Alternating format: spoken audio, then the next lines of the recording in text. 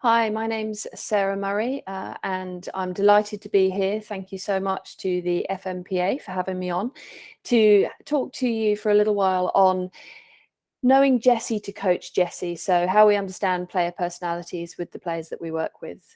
I'm a performance psychologist, and I've just spent 9 years full time in football. A fantastic journey, lots learnt, and hopefully I'll be sharing some of the areas of interest and some of the things that I've learned around how we understand the personalities of our players as those professionals that work in football, particularly within an MDT team. So understanding the player's world, I think it's really important to note here that a lot of what I'll be talking about over the next 20 minutes are things that you would imagine as practitioners be doing quite naturally and have a natural curiosity about the personalities of players. I'm sure that you're listening to this thinking of players perhaps that you really connect with, and you would understand their personalities and understand maybe why they do what they do, or perhaps how they behave in certain ways. And I'm sure if I asked you to bring to mind right now players that you perhaps feel disconnected with, or their personality is very different to yours, it's something that perhaps there's a bit of a brick wall there, and it's difficult to reach them. How do we seek to understand them deliberately? How do we understand their world deliberately? So beyond natural curiosity. And today I'll be talking a little bit around a couple of ways that, in my experience, have been really useful to think about how we understand a player's world. And by that, I'll also be talking about personality. So personality preferences. So as I said, you're already doing this. As MDT practitioners, we are curious about the humans in front of us. Never more so have I seen better relationships than some of the relationships between the physios I've worked with and the players. I think there's something, isn't there, in that hands-on world of a physio that allows a player often to feel very safe and to feel like he or she can really talk openly to them. And so therefore, the natural curiosity of the physio around asking questions beyond the pitch, how the player is and what's going on for them. I've often, in my experience, known that players have been very open in sharing some of those bits and pieces about who they really are with physios. So this natural curiosity is happening all the time. And where it works best in MDT worlds is when this natural curiosity and these great relationships that are built can be done deliberately, so that we're sharing information that we hold about the players, which is something I'll go on to talk about in a little while. How do we share this information? And particularly physios, as I've mentioned, often have great relationships and have great information. What is already in place to allow them to share that and to be supported in maybe in some of those conversations? So turning natural curiosity into deliberate practice around player discussions. So again, player discussions happen all the time, don't they? We think about coach to coach player discussions. We think about physio to coach, psych to physio, physio to S&C. These little mini player discussions happen in a training ground daily, if not moment to moment, hourly. But those discussions, when they are siloed, so it's coach to physio, or it's physio to S&C, or physio to player, those discussions may well, because they are in separate places at separate times, they may well mean that pieces of information to build the full picture on that personality of that player might not come together at once. And again, I'll go on later to talk about how do we bring this all to the table to really understand the personality of players, and how best to work with them, how best to get the best out of them. I will talk a little bit about profiling. I will caveat this with profiling is not an assessment. Profiling is just a way of potentially unpicking and uncovering the personality or behavioral preferences of a player or of your staff. And I have experience profiling players and staff. So let's move away from this sense of psychological assessment or personality assessment. Research that I've gone into in depth over the years has consistently shown that there is not a personality preference that is better suited for being a professional footballer. There's the shapes, sizes, and personality differences across the players that I've worked with over time has shown that we have all sorts of personalities that will be elite and will be absolutely at the top of their game. So sharing thoughts, bringing to the MDT together, we do it daily. We would have daily meetings around what's going on for players, what, team selection, rehab, injury stats, performance stats, and those meetings are really helpful. How often, though, do we deliberately bring our staff together to talk about the personality of the player, to talk about what do we know about their world? What do we know about what's going on for them? What behaviors are we seeing? Are they adhering to the rehab or not? And why is this? What do we know? So bringing that knowledge of the psych, if you have one in the system, the coaches, the analysts, the physio, the S&Cs, all the staff together to deliberately share the understanding of the player and the person. And I guess the big question is the so what? Like, what is the so what? Why would we want to understand the personality of the player? What are the benefits? Well, beyond understanding them as a person and actually the relational benefits of that, as a practitioner working with players, the relational benefits of understanding them are huge. If I'm a physio wanting to rehab, understand why they rehab really well or don't in certain situations.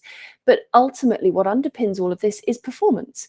There's no getting away from the fact that when we have a better understanding of the personalities of our players and how to connect in with them, even when they're really different to us, when they step over that white line, we can impact performance and support them to really get the best out of themselves on the pitch. Sense making. So in my world, all footballers are called Jesse or Johnny, and we have to know Johnny to coach Johnny. So I'll always credit John Morling, my former academy manager, whom I worked alongside for many, many years, talking frequently about this. And it's something that's really stuck with me. I then went on to work into the WSL with women's football. So it became Jesse, and Jesse is a name that we can use across boys and girls, men and women's football. So how often do we hear, Jesse won't follow the rehab plan. He or she is not rehabbing the way we want them to. They're not turning up on time for their S&C sessions. They're not doing this. We simply struggle to understand and connect why.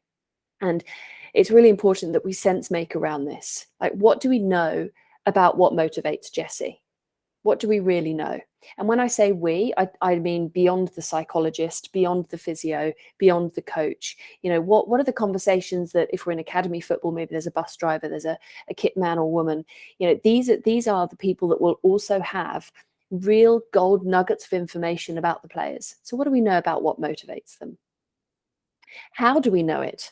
So what are your systems in place at the moment for how we find out and gather information on the personality of a player beyond just watching them and interacting with them daily? Now, we'll make our own observations on their personality, but that will be very much based on our personality. And we've also got to be mindful of our biases. I know definitely that one of my biases is that when somebody has a personality that is quite similar to mine, I think they're great. When their performance actions and behaviors and their adherence to rehab or the power of psychology is similar to my thoughts, then, oh, fantastic. What a great player. And that comes from my own place of bias. So we need to be really careful, don't we, that when we have players in front of us that are completely opposite to us, that we're not actually putting our own confirmation biases onto them with a judgment of their personality. So let's find out more about their personality. And there are two ways that might be really helpful to do this that I'll talk about in just a moment. So how do we know? It could look like profiling, could look like player formulations, case conferencing around players, getting the MDT round. And that is a way of deliberately gathering personality information beyond just our own judgments of what that player's personality might be in certain situations. So what am I doing to find out, and how do I share this? I think, what am I doing to find out? As I said, we're naturally curious humans, aren't we? As a psychologist or as a physio, as an S&C, or the doctor, you are curious about the person in front of you. And often we find out a little bit about who they are, family, their life, their home situation, perhaps their background. It's the sharing of the information that often we get unstuck on. How much can I share? What am I allowed to share? And actually, in my experience, the more we can share about these nuggets of information without breaking confidentiality, but within the realms of the safety of our MDT team, the more information we can share to sense make collectively to help to understand Jesse or Johnny, the better impact it's going to have in how we work with that player in our environment. So a couple of ways that are going to be really helpful to think about this would be profiling personality preferences. So as I said, I think it's important to remember that profiling is exactly that. It's a profile, it's not an assessment. But what profiles can do is they can help to start a conversation. And if nothing else, personality profiling can help us to know and understand why actually I'm an empathically engaged lead on my personality, my profiling preference, and I'm working with someone that's forcefully optimistic and they are my least. Well, perhaps that explains why in certain situations when I'm being listening to them and not demanding, they perhaps don't really buy into me. They don't get that, because in their world, their personality preference might be forceful and demanding, and that's what they really connect with. And if we know that, we can seek to flex and adapt as practitioners to make sure that we can then work with that player. Player formulations would be the other thing that have been very useful. Language-wise, they're quite psyche terms, aren't they? So call them what you like. Call them player discussions, call them formulations, case conferencing. But ultimately, it's a function of getting MDT team, including the analyst, including the kit man woman, including everyone that might hold knowledge on that player, around a table deliberately to talk about what we know about the player, at their best, at their worst, what's going on for them. And somebody around that table is bound to have a good relationship with that player. They are the most useful people. Bring them into your world and help them to help you understand that player, particularly if it's one that you're struggling with. So, as I said, personality profiling can be really helpful. The profile that I've used extensively in the past and in my previous role with Brighton Hove Albion, I used a spotlight profile. So this is just an example, and it's the only one I've professionally and personally ever bought into. So spotlight profiling looks at cope and flex. So it takes about 20 minutes for a player or a member of staff to complete. It's run by a company called MindFlick. So the four areas of cope stand for contained, optimistic, prudent, and engaged. So cope really is a measure of what is your go-to mindset when there's something to be won or lost.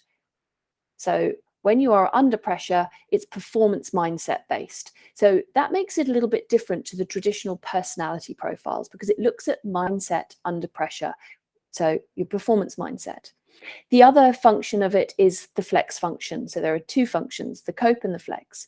The flex is your more traditional, it might look a little bit familiar, more traditional personality-based preference, where you would look at what the lead preference of a player might be. So their lead behavioral preferences being either forceful, logical, expressive, or empathic. So what are the day-to-day actions that we see from that player? Now, as I said, I would lead off empathic behavioral preferences, and I've worked many times with players that lead off forceful, which for me I find difficult to step into. But when I want to connect and build a relationship with someone that leads off a different behavioral preference, it's up to me as a practitioner to think, well, how do I adapt and flex to ensure that we can still connect despite having different personalities? So like I said, if nothing else, profiling can provide a good platform for conversation and opening up to build those relationships amongst staff and amongst players.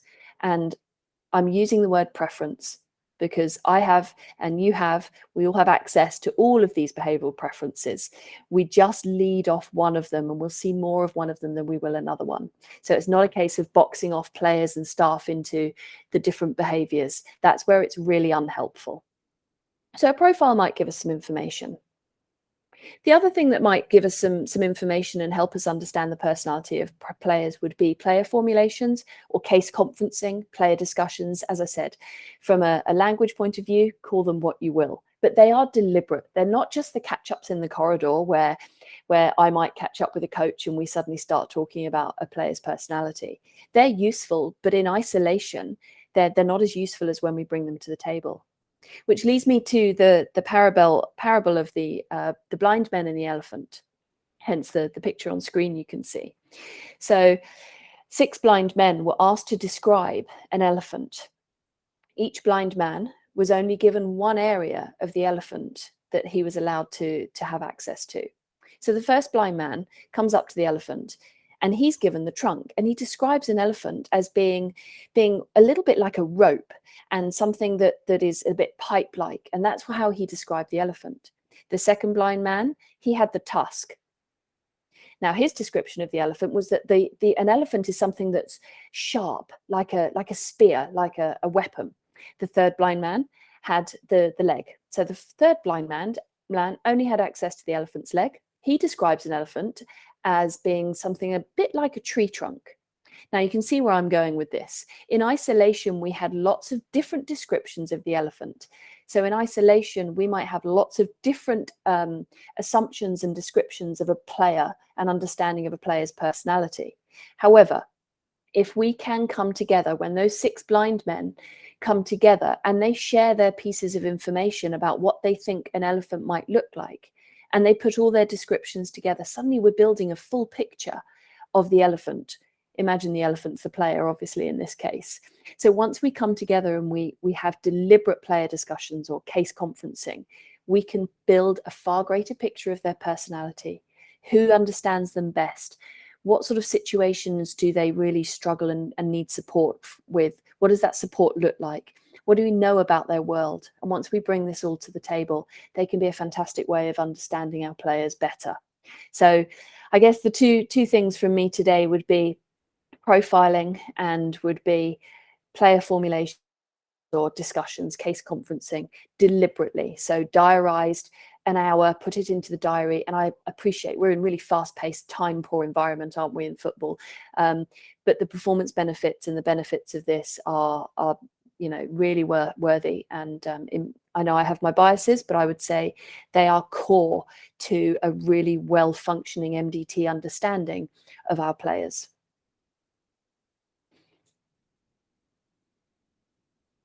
I always like this slide. Context is God. So context is incredibly important. All behavior, so everything we see from our players or the staff we work alongside, whatever we might think of that player that storms off the training pitch, or that player that doesn't adhere to rehab, whatever we might think of what's, our own emotional response to it, all behavior can be understood in context. Once we understand what's going on for them and the context around that behavior, their why, we still might not agree with it, but we will have a far greater understanding of how to get the best out of them and how to connect with them, how to build that relationship so that we can support performance on the pitch and so that we do understand them better. And someone that did this better than anyone, in my opinion, would be Alex Ferguson. He spoke a lot about having to learn quickly about the individual players, because they are individuals. As I said, there's no one personality preference that would fit elite footballers from under 9s all the way through to adult players. We have lots of different flavors of player, lots of different sizes and shapes of elephant, if you like. So on reflection, I would ask that during this session or from this session, you have a think about, what do you do really well in this space already? So what are the practices that you're doing really well as a club, as an MDT team into this space in terms of understanding your players' personalities deliberately rather than natural curiosity? What do you use to do this? Do you use a profiling preferencing tool? Do you use deliberate meetings or perhaps some sort of club-based or academy-based profile tool that you've built yourself? And if you have built this, and it's something that you do once a year, so we profile, yes, of course, but we do it once a year and then no one goes back to it. How do we keep the profiling? How do we keep this information out of the drawer and on the table?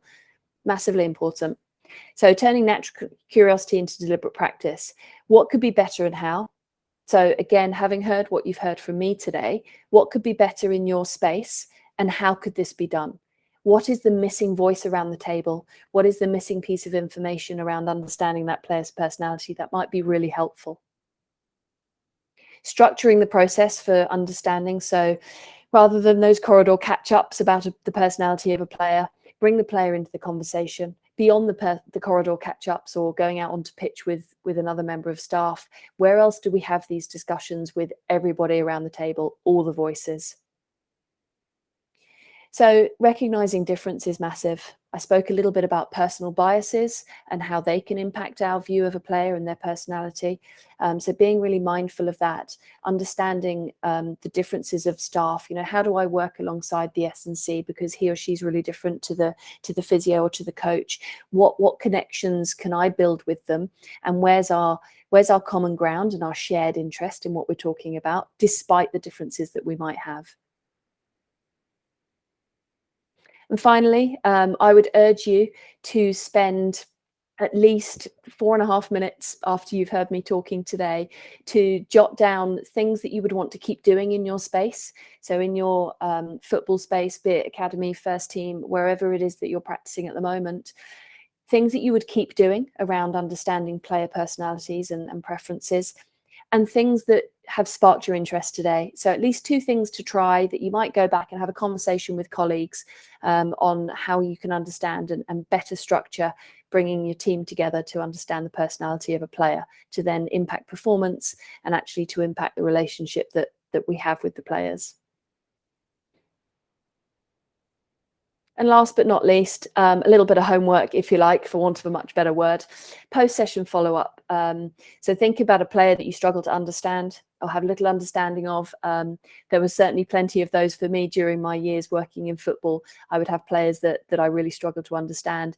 And the best people for me were to go and talk to the coaches or the S&C or find the person that had a really good relationship with them. I found it so helpful to then actually work with staff that then helped me to build the relationship with that player.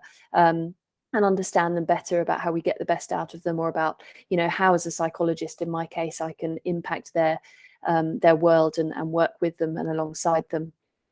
So explore, you know, some of the support processes we've talked about today, and hopefully it's been 20 minutes or so of some really useful information. Look me up on Twitter at Sarah Sports Psych. I'm always open to having virtual coffee catch-ups and talking around the psychology of football and players and what we do in this space. Really passionate about it, and thanks for having me on today.